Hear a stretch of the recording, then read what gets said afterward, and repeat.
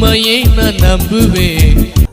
உங்களுடைய வாழ்க்கையிலே தேவனுடைய அந்த பூரண கிரியையை தேவன் நடத்துகிற பொழுது, சர்வ வல்லமையுள்ள ஒரு தேவன், சர்வத்தையும் ஆளுகை செய்கிற ஒரு தேவன் உங்கள் வாழ்வை ஒரு பூரணமான அவருடைய பலத்தினால் கட்டப்பட்ட ஒரு வாழ்க்கையாக தேவன் மாற்றும்படி தேவன் விரும்புகிறார்.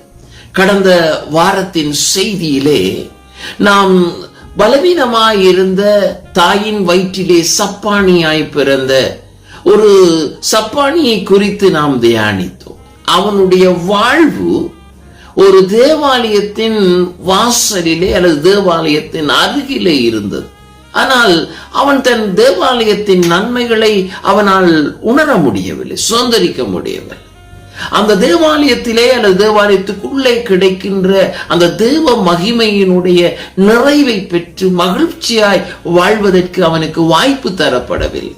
ஆனால் பேதுருவும் யோவானும் ஆண்டவனாகிய இயேசு கிறிஸ்துவை எப்பொழுது அவனுக்கு அறிமுகம் செய்தார்களோ, அல்லது அந்த இயேசு கிறிஸ்துவின் நாமத்தினாலே அவனுடைய வாழ்விலே ஒரு கிரியையை நடப்பித்தார்களோ, அப்பொழுதே அவன் இதுவரை பெற்றுக்கொள்ளாத ஒரு அனுபவத்தை, அருகில் இருந்தது அவனுக்கு ஆசீர்வாதம், அவன் தேடிக்கொள்ளக்கூடியதாய் அடைந்து கொள்ளக்கூடியதாய் அவனுக்கு மிகவும் சமீபமாய் இருந்த பொழுதிலும் அவன் அதை அறியாதவனாய், உணராதவனாய், அனுபவிக்க முடியாதவனாய் உட்கார்ந்திருந்தான்.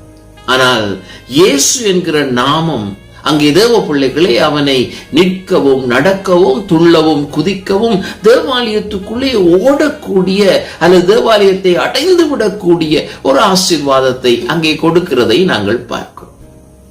இதை கேட்டுக்கொண்டிருக்கிற சகோதரனே, சகோதரி, எப்பொழுது இயேசு நம்முடைய வாழ்க்கையிலே இடைப்பட்டு செயல்பட ஆரம்பிக்கிறாரோ, அப்பொழுதே நம் வாழ்வில் மாற்றங்கள் உருவாக ஆரம்பிக்கும். உங்கள் ஜீவியத்திலே மாற்றம் உருவாக இதுவரைக்கும் அனுபவிக்க முடியாத, அடைய முடியாமல் இருந்த ஆசீர்வாதங்களை இயேசுவானவருக்கு நாம் இடம் கொடுக்கிற பொழுது, அல்லது இயேசுவானவரை நம் வாழ்விலே அனுமதிக்கிற பொழுது, தேவ பிள்ளைகளே, அங்கே வல்லமையின் கிரியைகள் நடைபெறும். தோல்விகள் நடுவிலே, ஏமாற்றங்கள் நடுவிலே, களைப்பின் நடுவிலே, இனி என் வாழ்க்கை இதற்கு மேல் என்னால் முடியாது என்று நாம் சொல்லிக் கொண்டிருக்கிற பொழுது, என் அருமை தேவ பிள்ளையே, கிறிஸ்துவானவர் நம் வாழ்க்கையில் கிரியை செய்ய வரும். ஆகவேதான் இந்த மாத வசனம் சொல்கிறது, என் பலம் பூரணமாய் விளங்கும். அவர் செயல்படுவார், அவர் அசைக்க வேண்டியதை அசைப்பார், திறக்க வேண்டியதை திறப்பார், மூட வேண்டியதை மூடுவார். தேவ பிள்ளைகளே, காரணம் தம்முடைய கிரியையை